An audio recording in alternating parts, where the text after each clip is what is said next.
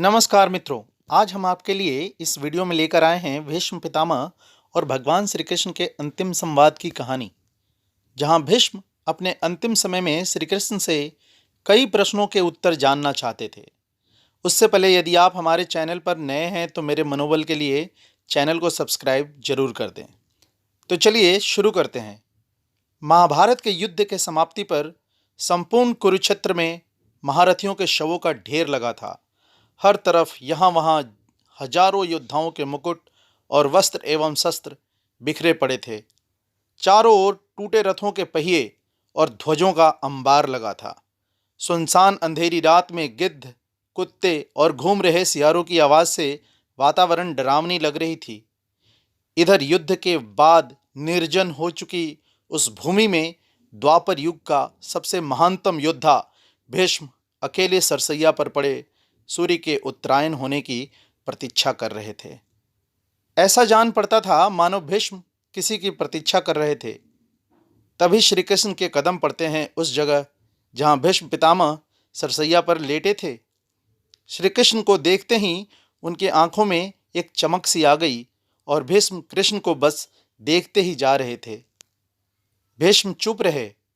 कुछ क्षण बाद बोले, पुत्र युधिष्ठिर का राज्याभिषेक करा चुके केशव, उनका ध्यान रखना।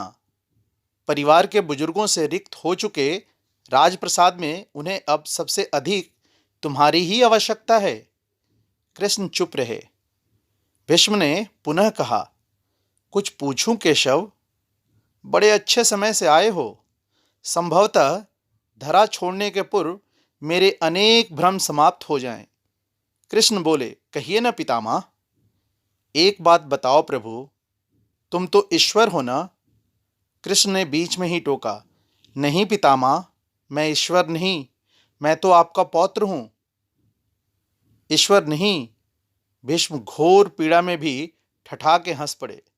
बोले, अपने जीवन का स्वयं कभी आकलन नहीं कर पाया मैं कृष्ण, सो नहीं जानता कि अच्छा रहा या बुरा, पर अब तो इस धरा से जा रहा हूं कन्हैया, अब तो ठगना छोड़ दे रे। कृष्ण जाने क्यों भीष्म के पास सरक आए और उनका हाथ पकड़कर बोले, कहिए पितामह।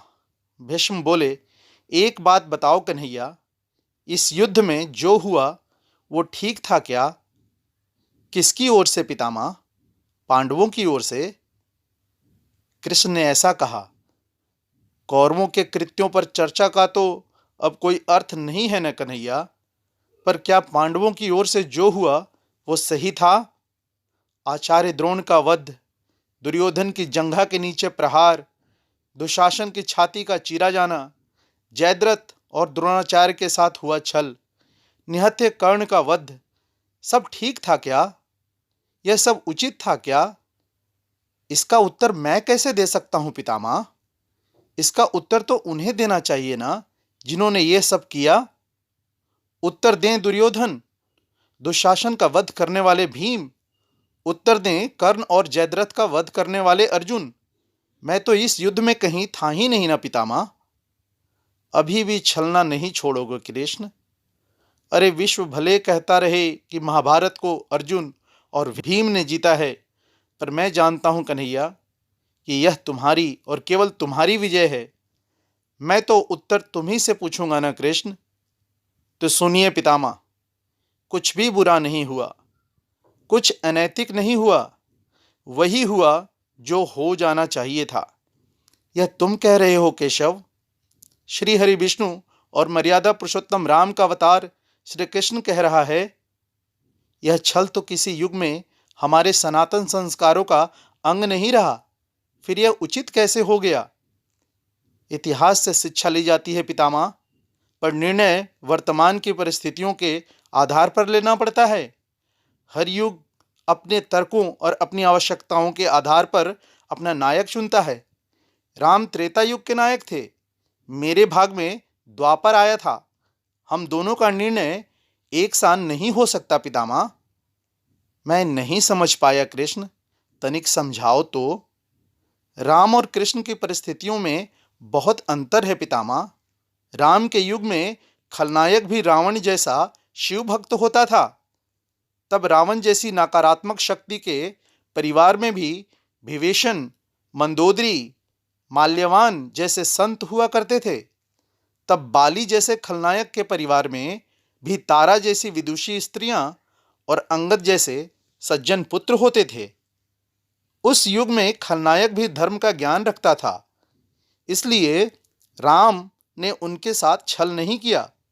किंतु मेरे युग में, मेरे भाग में कंस, जरासंध, दुर्योधन, दुशासन, शकुनी और जयद्रथ जैसे घोर पापी आए हैं। उनकी समाप्ति के लिए हर छल उचित है पितामह।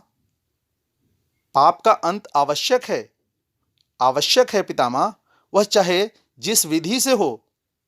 तो क्या तुम्हारे इन निर्णयों से गलत परंपराएं नहीं प्रारंभ होगी केशव? क्या भविष्य तुम्हारे इन छलों का अनुसरण नहीं करेगा? और यदि करेगा तो क्या यह उचित होगा? भविष्य तो इससे भी अधिक नकारात्मक आ रहा है पितामह। कली युग में तो इतने से भी काम नहीं चलेगा। वहां मनुष्य को कृष्ण से भी अधिक कठोर होना होगा, नहीं तो धर्म समाप्त हो जाएगा। जब क्रूर और अनैतिक शक्तियां सत्य एवं धर्म का समूल नाश करने के लिए आक्रमण कर रही हों, तो नैतिकता अर्थहीन हो जाती है पितामह। तब महत्वपूर्ण होती है धर्म की विजय, केवल धर्म की विजय। भविष्य को यह सीखना ही होगा पितामह। क्या धर्म का भी नाश हो सकता है केशव? और यदि धर्म का नाश होना ही है तो क्या मनुष्य इसे रोक सकता है? सब कुछ ईश्वर के भरोसे छोड़कर बैठना मूर्खता होती है पितामह। ईश्वर स्वयं कुछ नहीं करता, केवल मार्गदर्शन करता है। सब मनुष्य को ही स्वयं करना पड़ता है पितामह। आप मुझे भी ईश्वर कहते हो ना? तो बताइए ना पितामह, मैंने स्वयं इस युद्ध में कुछ किया क्या? सब पांडवों को ही करना पड़ा ना? यही प्रकृति का संविधान है। युद्ध के प्रथम दिन यही तो कहा था मैंने अर्जुन से। यही परम सत्य है। भीष्म अब संतुष्ट लग रहे थे। उनकी आंखें धीरे धीरे बंद होने लगी थी। उन्होंने कहा, चलो कृष्ण, इस धरा पर अंतिम रात्रि है, कल संभवतः चले जाना हो। अपने इस अभागे भक्त पर कृपा करना कृष्ण। कृष्ण ने मन में ही कुछ कहा और भीष्म को प्रणाम कर लौट चले। पर युद्ध भूमि के उस डरावने अंधकार में भविष्य को जीवन का सबसे बड़ा सूत्र मिल चुका था। अब अनैतिक और क्रूर शक्तियां सत्य और धर्म का विनाश करने के लिए आक्रमण कर रही हों, तो नैतिकता का पाठ आत्मघाती होता है। धर्मो रक्षति रक्षितः। अगर यह पोस्ट आपको अच्छी लगी हो तो इस पर चिंतन मनन करें और इसे अन्य ग्रुप में भी शेयर करें, और हो सके तो उन सेकुलर सोए हुए हिंदुओं को जगाने की कोशिश अवश्य करें। वीडियो अच्छी लगी हो तो वीडियो को लाइक करें और चैनल को सब्सक्राइब जरूर करें, जिससे हमें मनोबल मिले कि हम आपके लिए ऐसे ही और भी वीडियो बनाते रहें। आपका दिन शुभ हो। जय हिंद।